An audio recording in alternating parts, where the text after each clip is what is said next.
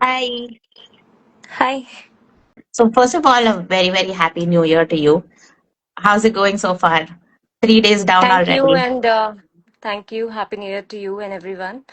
Thank you. It's going well. Going well. Just the third day of the new year, so yeah. Yet I think it's too early to comment. But it's already looking very exciting, right? With everything that you have lined up for the It year. is. Yes, yes, of course it is. And I think we're catching you at an opportune moment when you're just out of a big climb and you're heading into your next one very, very soon. That's just days away, right? How many days is it? Yeah, so I'm leaving on 8th. Yeah. For, for So just Aconcagua, three, right? 4 days more to go. Yes. Yeah. Okay. I just want to start with saying a big congratulations on Vincent, first of all. That was huge, right? Like got to the summit and at the extreme end of the world. That's something big. So congratulations on that. Thank you. Thanks a lot. Let's start by, why don't you tell us a little bit about how you got into endurance sports? And you've been a runner, like you are a runner. You've not been a runner, but you are a runner. And I saw something Yeah. about you chasing the 6 stars and the 7 summits. Can you talk a little bit about that as well? Yeah, so my running journey started some 8 years back, almost 9 years now. And it started just like a hobby or, something that I just wanted to pursue as a fitness this thing. But I didn't realize when I started, really liking the long distance running and started participating in marathons, etc. So initially, I started participating in domestic races. Mm-hmm. Then slowly moved to world majors. So yeah, so when you say chasing 6 stars, that's like doing all the 6 world majors. I've Okay. already done three, and yeah, and plan to finish rest of the three by 2027. Okay. So the Seven Summit actually, it just happened because last year I did Everest. In 2024, I did Everest Base Camp with Okay. boots and crampons, Mm-hmm. and that is when I like literally fell in love with mountains, and I thought this is something that I would love to pursue along with my marathon running. Mm-hmm. Um, till in fact, till Elbrus, I wasn't really thinking about Seven Summit. So I did Elbrus last year in August. Mm-hmm. And when I did Elbrus, is when I actually started even, because in 2024, when I did my first trek, that time I could not even, dream of doing Everest someday. Now I can say that I'm dreaming, right? That I really hope that I will do it someday. So yeah, that is how my Seven Summit journey started.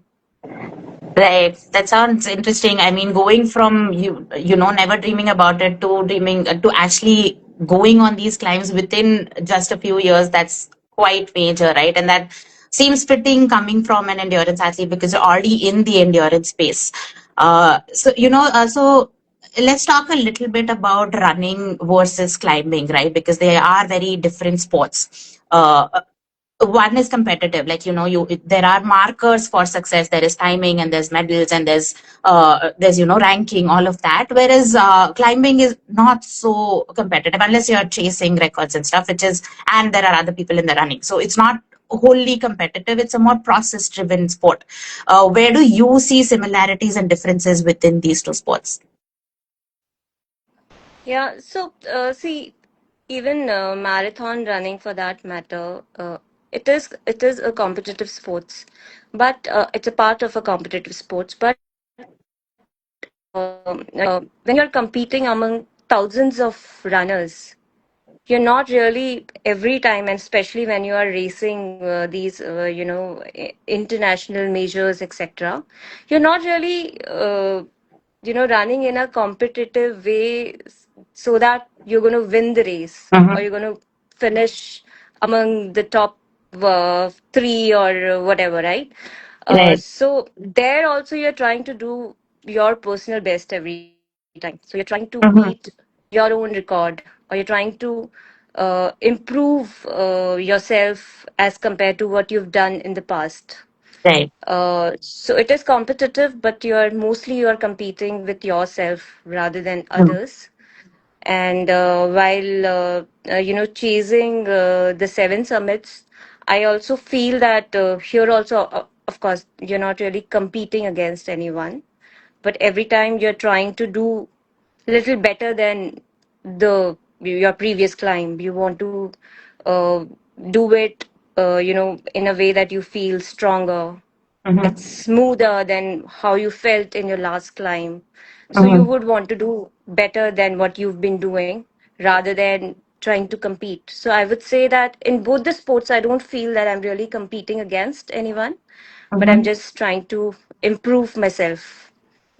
Right. So in running, like, you have timing to go by as a metric of success. What do you think is the parallel to that in climbing? What are your success metrics on a climb? I would say a successful summit and a Okay. successful descent, and Mm-hmm. how quickly you recover after that climb kind of tells you that it can tell you. I think I can consider that as one of the metric to see that where do I stand as compared to my last climb. Right. So it's how well you do on the mountain and how easily you recover off the mountain and how quickly you can go on the next one, right? That's basically what you're saying. Right, Yeah, that yeah. makes sense. Can you talk a little bit about Vincent because that's like major, right? And it's one of the least summited mountains because it's so far off almost at the edge of the universe. So, like, can you talk about that experience emotionally and physically, what it looked like? uh, so I would say that the Vincent happened just after my New York marathon. Mm-hmm. And I was very nervous for my New York marathon because the entire year was not so much about running and it was more about mountains. So my 2025 was like, I did my basic mountaineering course, and then I did Elbrus. So for the New York, I had just couple of months to prepare myself. Once the New York happened and and it went off well, I was at a very happy space, and for me at that point in time, Vincent was like going to be an extended vacation. That I was in that mind space, and I would say that I really underestimated the mountain because Mm-hmm. though it is not in terms of altitude, it's not that high, Right. but you cannot really underestimate any mountain just by the height, or because the terrain was different. Every Mm-hmm. mountain is different in terms of the challenges, the pure the remoteness and the logistical challenges that you face in Vinson. Not that, see, personally I'm not very experienced when it comes to climbing mountains. I have done very few. So Vincent was completely very different experience in terms of you had to do a lot of stuff on your own. Mm-hmm. You had to carry your own load. In higher camps, the resources were extremely limited. All you had was hot water, Right. and that also you get after melting ice, right? So the access to resources and doing your own stuff, this was my first experience when I was reaching the camp, and then first thing we used to do was pitch a tent, right? Mm-hmm. I was not alone, of course. There was a team and everyone was like working as a team, but this was Right. my first experience to all of this, and I think it has changed me a lot, Mm-hmm. and I've learned a lot from this climb. That's nice. Can you talk a little bit about like the difference between Elbrus and Antarctica? And I'm like curious to know how did you plan on the seven summits as a goal in the first place? And how did you sequence your climbs? Like how did you decide I'm going to go for this one first and then this one, or is it just like time wise it's all fitting perfectly and that's how you're going with it? So it just happened that I just keep talking to Romel and Bharat in terms of what was the lineup like, and so Vincent was completely unplanned. Mm-hmm. One fine day, I got a message from Romel Invincible was not on cards for me at all at that point in time.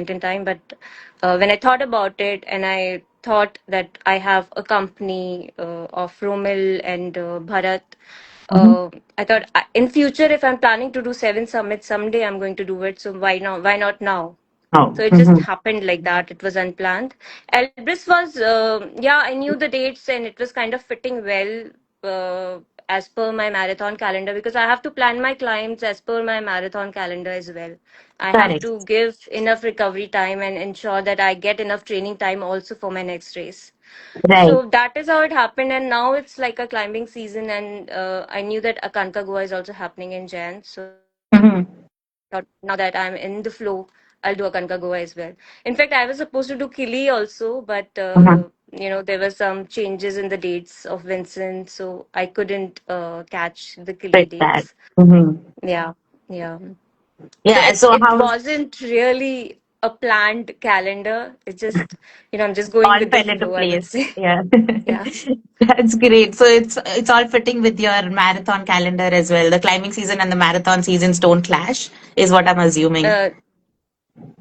Uh, yeah, I mean, there are a few clients I had to let go because of my races. Mhm. After Jan, I can't climb because I'll be running Boston in April. So I need at least two Mhm. months, dedicated training time for my Boston race. And now in October, so, I won't be climbing after July. Okay. So I'm planning my clients now, like, going forward, I'm obviously going to plan as per the races. Mhm. And I might have to, so I didn't like race anything in India. I usually people run Tata Mutual Fund, Tata Mutual, sorry, Tata Mumbai Oh my Marathon. God. Right. But yeah, and New Delhi Marathon. But I'm letting go of all these races because I'm climbing Aconcagua in Jan. Right. So I am kind of balancing between the two. Yeah, and seems to be going well as well. Yeah, it is, and I would say that my so the my usual training, schedule is kind of helping me well in the Mhm. mountains as well. So as of now, I haven't really started training specifically for mountains. So whatever I've Mhm. been doing, like my running helps me build endurance. Right. I do regular strength training, so which kind of again helps me. So I Right. haven't been really training specifically for mountains as yet, but whatever Mhm. I've been doing so far is helping me in my clients. Yeah, that was going to be my next question. Like, does the training for both these sports look different, or is it, you can, whatever you're doing for one sort of fills in on the other one? So, but I think you've answered that because if you're able to manage climbs, big climbs on your running training, that sort of fits into each other. So it's not like you have to do something more. But do you feel like you need to do something extra, or do you feel comfortable on all your climbs? Honestly, I don't know till now. I mean, Mhm. my experience with Elbrus, then my experience with Vincent in terms of strength, the endurance, I don't think I faced any issue in both the Right. clients. So I'm yet to figure out or yet to have that realization maybe in future that I probably need specific training as well for mountains. But as of now, it seems it's just going fine for me. Going. Right. Yeah. Right. So, I mean, I think you've sort of answered that, but my question was going to be like, running gave you endurance, but for climbing, do you think that you need to start from scratch at something? Sorry, come again. I lost you. I was saying that running gave you the endurance aspect of climbing, right? But for the sport of climbing itself, do you think there was something that you needed to start from scratch For the climbing. for the climbing part of the sport? No, so yeah, exactly. So I think the question is linked to what I Yeah. already said. Till now, I haven't felt that I need to do something different for climbing as yet. maybe in future, if I do face some challenges in the climbs and I feel that I need to train differently, but till now, I think whatever I've been doing in terms of training for endurance. And then, when you train for marathon, you don't just train for endurance, because your body needs to endure that kind of wear and tear on the course for 42.2 kilometers when you're running, that you Correct. need strong legs, you need Correct. strong muscles, strong quads, hamstrings, calves. You strengthen your body for Mm-hmm. the marathon training as well. So I think that strength training, I train, I do my strength training thrice a week, and it's Mm-hmm. like I lift really heavy. So I think my strength training as well is on point as of now. That is helping me on mountains as well. Right. So, running is a very speed and efficiency oriented sport, right? And whereas climbing is a very slow paced, adapting to unknown factors, sort of, those are the challenges there. How do you manage pace? Because you're used to a very fast paced sport where you're coming into something that is really slow paced and which does not, in running, if you're consistent over months, you know that you're prepared. Here, you have to deal with factors that are unknown, so the challenges are very, very different, and the pace of the sport itself is very different. Do you find that to be a challenge? I think in both the sports, you need to understand how is your body reacting. Mm-hmm. So you need to listen to your body. Even in marathon training or even in marathon running, whether while you can say it's about speed, but marathon is also about steady pace, because you have to run for 42.2 kilometers. You have to be very strategic in terms of at what pace you're running. You can't go Correct. all out, right? Mm-hmm. And in that way, I think mountain climbing is also similar, because you just can't go all out. You have to sustain your energy till the summit, and you know that you have to descend also. So Mm-hmm. you can't exhaust yourself, right? So Right. somewhere there as well, you're conserving energy while you're running, while you're climbing. And in marathon also, you conserve your energy, especially for the second half of the race. Mm-hmm. Right. So I'm hearing you say that it's complementing each other really well. Do you think that climbing is informing your running and making you a better runner as well? Absolutely. I think I have become a much stronger runner since I started climbing. I Mm-hmm. feel it is definitely helping me run well as well. Like I just already gave an example of New York. Last year was not so much about running, while I regularly run, but I was not in a structured training for races for too long, because I ran London in April, and then I ran New York in November, and there were no races in between. There were Mm-hmm. only climbs. I was training. I did basic mountaineering course. So it was more about mountains than the running itself. And I was Right. extremely nervous for New York. But I think whatever I did, in terms of the training that I did for the mountains, definitely helped me while I was training for my race as well. Oh, that's lovely. That's good to hear.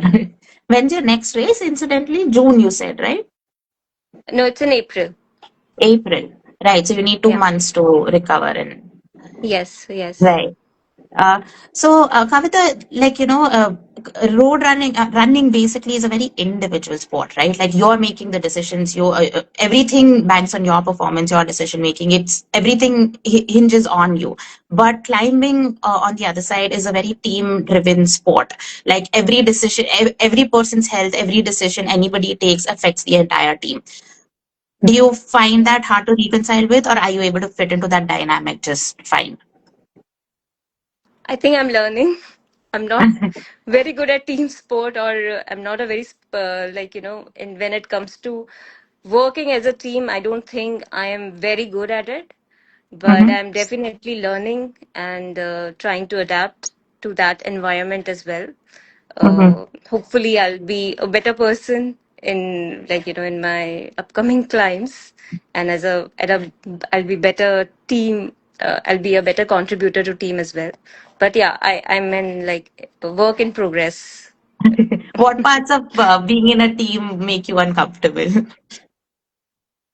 Like you said, taking your own decisions, marathon being a more competitive sport as compared to climb. So, you're used to being fast, being ahead, and Mm-hmm. all of that. So that is where I think somewhere I need to understand that mountains is not about speed and it's not about being first.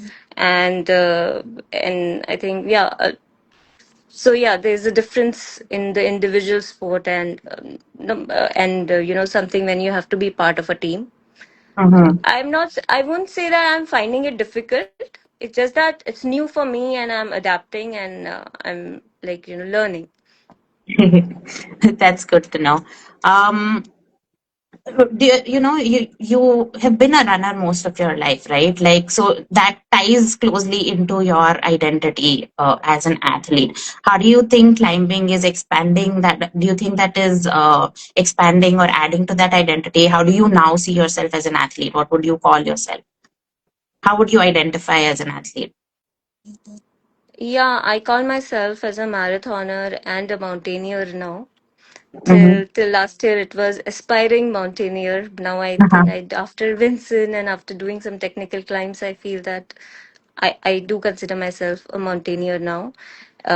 And I it's um, I cannot choose between the two. Of course, I don't think ever I will be able to do that. I do come across questions. What do you like more? Is it the mountains or the running? I think I like both. Running will always have maybe a higher weightage in my life, given that I've been a runner since Mm-hmm. a long time now. Right. So that is not something I will ever sideline. Um, I think it's the both the sports are making me a whole endurance athlete. I would say it's just complementing me well in the entire uh, the sports that I'm trying to pursue. Nice. I wouldn't ask you which you like better. I wouldn't ask you to pick between the two, but I do want to know what you find more difficult. Do you find the climbing more challenging or the running? Uh, Both has its own challenges, I would say. Nothing is easy. If it was Mm-hmm. easy, everyone will do it. Correct. So it's not easy. You face difficulties in both the sports. So yeah, again, I don't think I will say that one is more difficult. Running a marathon distance is not easy, and climbing Right. mountains is not easy either. Definitely So not easy. yeah. Right. Have you set a timeline for, you said you want to finish your six major runs by 2027. Do you also have a timeline in mind for the seven summits?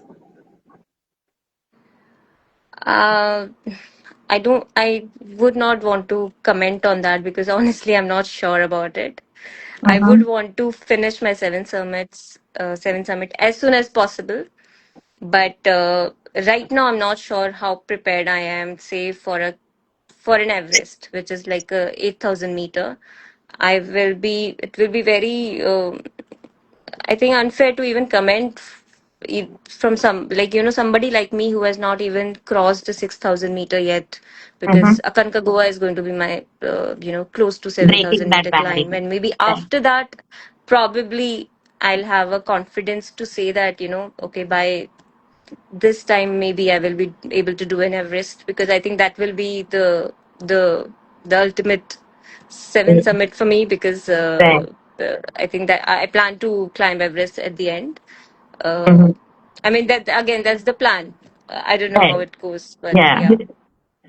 Yeah, so the Everest is the one that you are most worried about. The other six are, you're not so worried about that because you think they'll be fairly No, okay with after your level of Vincent, I fitness. don't think anything. After Vincent, I don't think anything will be easy. So I would not say that. All the Mhm. climbs, I'm sure, has their own challenges, and it's going to be tough. But Mhm. Everest, I'm saying because from the altitude perspective, Mhm. I've heard from, like, other climbers who've done seven summits that Denali is very tough. So Mhm. I know that that is also going to be a very tough climb for me. Mhm. But yeah, the Everest, I'm saying purely from it's the highest mountain in the world Correct. after all. Yeah, you keep referencing how Vincent was challenging. Can you talk a little bit more about the challenges that you faced? Was it like the extreme temperature or just carrying your own load? What parts of it were the most challenging?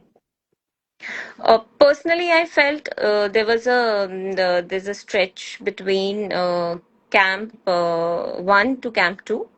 Camp 2 Mm-hmm. is the summit. From there, you start your summit push. Okay. So I felt that camp 1 to camp 2 climb was tougher than the summit push itself. Mm-hmm. So there is like a 800-meter steep climb where Mm-hmm. you have the fixed ropes and you have to zoomar. Now, for Mm-hmm. me, it was the first experience because Zumaring I've done, like, very little when I was doing my basic mountaineering Course. course. So Mm-hmm. this was my first experience of doing it, that too on Mm-hmm. 800-meter stretch. Right. And then obviously you had your backpack, which had your load. So it was not just a day pack. Mm-hmm. You had your, sleeping bag, your mattress, your clothing, food, water, of course, the usual stuff. So there was a good load with you, and Mm-hmm. then you were climbing. So I think that is more because it was technical, and given that I don't have so much experience, Mm-hmm. I probably felt that was the toughest part for me, Mm-hmm. which I didn't foresee. Uh, I knew that there's a technical part, and there are fixed ropes and you have to do Zumar and all, but I didn't think at that point in time it's going to be as tough. So Right. I felt that, and as compared to all the days in Vincent, that was the toughest climb. 'Cause Mm-hmm. it's a good stretch, and I think the distance is also quite a lot between camp 1 to camp 2. Right. Mm.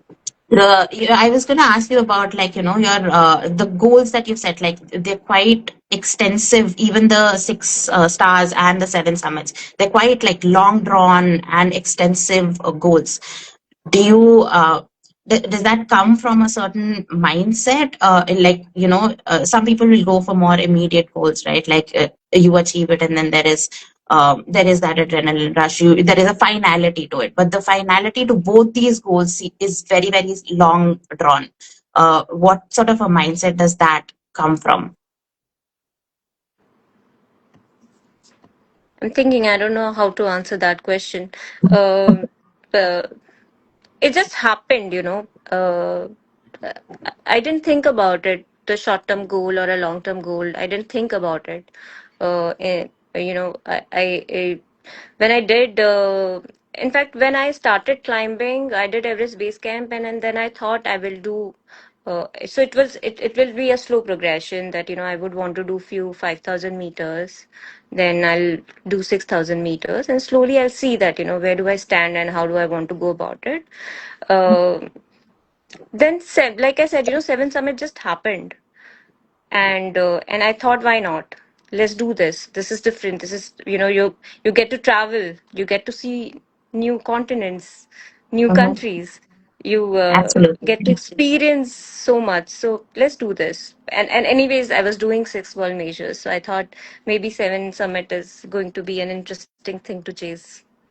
Yeah, yeah. I was more asking about, have you always had goals that are just, very long term, or do you also make short term goals in the interim? And like, just how do you think about goal setting? Because all the goals that I'm hearing you talk about are very, very extensive and very like major in a sense, right? Like, they're not small goals, like, they are really difficult to chase and get to. Have you always been that sort of a person who goes after like the biggest things, and like you have that drive to uh, sort of just have like very long drawn goals? I think as a person, I'm like that, If I will do something, I will do it like in extreme, or give my 100% to it, then, just doing it. Mm-hmm.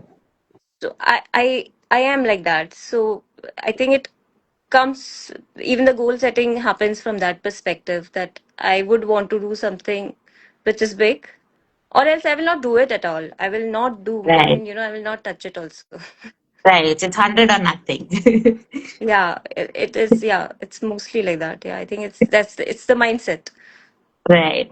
So Roman sir is asking, how was Elbrus Summit push when you saw another team member falling down? What's the story Oh, there? I would that like to know. it was crazy experience, because that was my first experience, in fact, where I used snow boots and crampons for so long on the snow, like, for the entire summit push. And and then used, the fixed ropes, and you had to anchor yourself. Romel was just right in front of me, and we just entered it was like a traverse, and it's a fixed rope, Mhm. that goes towards the summit, and you can't even stand straight on that route. Okay. Your legs are like tilted, and then your calf starts hurting. Right. So I remember, the first thing Romil did was he first, arrested himself with the axe. He Mhm. fixed it, and then he said, "Come, now it's safe. You just move." And then Mhm. we started moving, and then I anchored myself on the rope, and we just, walked few steps, and then we saw somebody just falling from the top all the way Mhm. down, like he's reached the bottom of that steep Oh. climb. And we were like shocked and just looking at each other. And Romil was like, "No, no, it's okay. Just move, just move. It's okay. We are now anchored to this rope and we are safe." So that was like an experience. And I think some of our team members captured also the video of that Mhm. thing. And I think that moment, all of us were shocked and really scared. But honestly, personally, I felt, for me, Elvis climb was very smooth. I Mhm. felt very confident, and it was a very good climb. We got, so luckily, on our summit day, the weather was also very good. Mhm. So the Elbrus, I didn't feel much. I, Right. I think after Elbrus, maybe I was overconfident for Vincent. Uh, but yeah, Elbrus was very, very smooth climb. Yeah, I'm hoping Aconcagua goes just as smoothly as Elbrus Yeah, did fingers without any crossed. major challenges. It's a good season to go there as well. So yeah, I'm hoping that everything goes smoothly there. There's someone who's saying Seven Summits very inspirational. My daughter Myra has completed Everest Base Camp at the age of 8. She aims for Seven Wow. Summits. Any guidance or tips, and how can she do that? I think I will rather let Romil reply on the chat than I comment on it. Who somebody Right. just, Yeah. I'm like just there. I'm following the journey right now, and I've just completed two of them, and somebody who has, I've not even planned really well for it. It's just happening. I'm just going Mhm. with the flow. So, and for somebody who is as young as 8 years, I would rather let the experts comment Experts now. than, Yeah. yeah. What do you? Oh yeah, Roman sir is saying, I have seen Kavita's journey from EBC to Vincent, incredible, and this is just the beginning. I absolutely agree. It has been Thank you, an Rohit. incredible journey so far. uh, so she aims for Kilimanjaro and Elbrus this year. I think this is about the 8-year-old. But the costs, what's the way to manage costs for these climbs? Yeah, I think the question is for boots and crampons. But also you, because you've been managing the costs as well, right? So you've been finding the finances for it. So you So can probably speak as a I client. have been using, so I have been using my personal savings. I haven't tried to raise funds or get Right. sponsorship for it as yet. Mhm. So yeah. Right. Okay. How? What lessons have you learned going from Elbrus to Vincent, and now what do you carry forward to Aconcagua? So I think I'm learning with every climb. And simplest of things like how to pack my bag. Like, I Mhm. used to carry so many toiletries till Elbrus. I kind of packed really light for Mhm. Vinson, and I'm packing even lighter for Aconcagua. So I think I'm becoming a mountaineer in that way that I can probably manage with just two trek pants, and I don't need some five trek pants because it's a 19 Correct. days trek. So I think I'm learning, and Vinson, I have already told you the experience. Pitching tent, then unpack, then you are actually dismantling and then cleaning the entire campsite when you're Mm. leaving. So all of that is like an amazing experience and the learning that In I'm that carrying temperature too, as forward. well, right? Like it's Yeah, extreme that too. temperatures. Yeah. And then yeah, so when you speak about temperature, now I have a good understanding of the layering that I need for Mm. the times, right? So I Right. know the technical gears. So I don't really need to refer to a gear list because I know what all I need Mm-hmm. to pack. So I Yeah. think I think You're yeah, becoming more aware as a it's climber. yeah, yeah, absolutely. Yeah. So as you were talking, I was just thinking about this, right? Like mountaineering is such a gear heavy sport. Like you need a tumar, you have like those 3 kg boots, you have like things dangling from your chest. It's just like you're filled with gear, like from top to bottom, right? You have a helmet and all of that. But running is more like freer. Like you just have your vest and you have your shoes and that's it. So how do you how is your body sort of reacting to these two extremes? Yeah, I remember when I tried snow boots for the first time, and I was like, what the hell is this? Because we always talk about the lightest possible shoes when we run, and now suddenly Right. I'm wearing like 2 kg, 3 kg boot, and I am supposed to climb mountain with this. So it's like completely different experience. But you get to used to the weight, and of course, when you strength train, you train yourself in terms of so that you're ready to carry heavy weight on you, Right. not just the backpack, but anything on you. So, yeah, Yeah, and when you get out of the snow boots and get into your running shoes, you feel like you're flying, right? Because like those hold you down, and these like it's so then you feel so light that you just feel like flying. yeah, the completely different experience. Yeah. What lessons do you carry from your running into this? Like, I know that, being an athlete is on its own like a fully different mindset, but coming from a certain sport and into another one, what lessons do you carry from this to the next one? I think from running, given the long distance running, I know that you need to be mentally, it's not just a physical sport, but you need to be really strong mentally as well. Mhm. You know that you have to cross the finish line Right. no matter what, right? And that is how when I'm climbing, I'm thinking the same way that I run so many kilometers and then I drag myself no matter what. So it's just another. So I just say, I mean, I know the kilometers measurement is very different on road and on sea level. And when you're talking about the mountains, which is 5,000 meter plus 6,000 meter plus, so every step becomes heavier and tougher. But then you tell yourself that just another 100 meters or another 200 meters to go, and that is where it's not just the physical strength, but when you're fighting mentally with yourself, and when that you listen to that voice that हो गया अभी अब नहीं हो सकता you have to stop now, but then you tell yourself that no, few more steps and we'll be there. So yeah. Hmm. Yeah. You've spoken about running and climbing a lot. Like you've experimented with endurance from very different angles, right?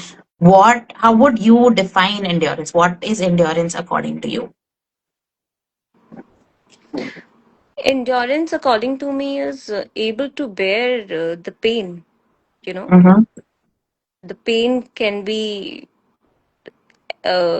like you can the pain can be the exhaustion because of the running or climbing. You might feel the pain on your legs. You might feel the pain, on your back, but you're Mm-hmm. enduring the pain and you're just going. uh, its endurance is also in terms of your breathing gets heavier, but Mm-hmm. then how do you calm yourself, and then how do you keep going is Mm-hmm. endurance. Endurance is when I say the pain. I had very bad blisters during the Vincent climb, and I think the tough. While I said the toughest part for me was that stretch where I had Mm-hmm. to zoom out, but I think the toughest part for me was where while we were descending, my blisters were hurting like anything. You Mm-hmm. know, because while going uphill it didn't hurt so much, while I had blisters while going uphill also, but while the downhill was really tough, uh, and I was enduring that pain. So I think that is also endurance for me. How do you Right. endure the pain, whether it is because of the exertion uh, or because of the injury. So what I'm hearing you say is that when your body starts to give up and how the mind holds that body up still, that is where endurance starts. Yeah, yeah. Yeah. Yeah, that makes a lot of sense. Do you think that, so do you think then it's natural for an endurance athlete to shift between sports because it's the same mindset that you carry across sports, right? So do you think it's a natural fit for runners to be good at uh, another endurance sport like climbing? Biologically, it does make sense, but running at a sea level and then climbing mountains at high altitude, they're completely two different things. And it also depends on an individual, because not necessarily for every runner the body is going to adapt so well in high altitude as well. Mm-hmm. I was lucky that till now I haven't faced any high altitude issues as such. Mm-hmm. Not that I have climbed, like I said, 6,000 meter plus mountains as yet, but till now, whatever I have, I haven't faced any high altitude issues. Now, uh, also maybe because I come from mountains, I do have Right. some background, and I was born and brought up in Uttarakhand, so Mm-hmm. maybe that's helping me in some way. But like I said, I can't say that for every marathoner. Every marathoner will do well in mountains is may not be the right statement. And vice versa, right? Every climber will Yeah, not do yeah, well as a runner will as well. be yes. Right. If you were speaking to competitive athlete curious about mountaineering, what would what would your suggestions be if someone wanted to transition from one sport into the other? What would your what would you say tell them as key things to watch out for, and what should they be looking out for if they transition from one sport into the other? Yeah, I think one should go out and experience. No, nothing will really prepare you for the mountains until and unless you go there and experience it and see how Right. your body reacts, right? So I Right. think maybe one can start with small climbs, but you have to go and experience the mountains, and maybe do one day hikes nearby, and then do multi-day treks to start with. But yeah, Yeah, there's no level of there's no external way I can say advice. that you train like this at a sea level, you do this and you do that, and it will help Mhm. you on the mountains. Once you, because you're already an athlete, so you once you go there and experience it, you will know where do Right, you lack and what do you need to. Yeah, right. So there's no level of external opinion or suggestions that's going to help someone know how they'll do at an elevation. That is something that you yeah. have to Like I experience said firsthand. earlier as well, every individual is different, and I believe every individual will face different challenges in the mountain. Correct. That's absolutely true. Kavita, last to close this, like what's been the most rewarding part of being an athlete? Other than the success and the summit and the medals and all of that, what's been the most rewarding part? for you? I'm thinking. Take your time. I We think have a it's lot of just, time. I think personally how I feel about myself is the most rewarding, part of it. How I look at myself, it gives me confidence. It makes me feel good about myself. And I Yeah, think that, that's the most rewarding part of it. yeah. And that's the right reason to get into it as well, right? Do whatever Yeah. makes you feel good. Like that's what we say. Yeah. What's Yes. your, like, I'm really curious, and I was meaning to ask you this. What's your mantra to keep going when when your body says stop? What do you tell yourself to take those next four steps? See, I honestly tell myself that what if you don't do it? How you're going to feel about it? You're going to regret it forever. You rather Mm-hmm. just do it. This is temporary. Uh, Mm-hmm.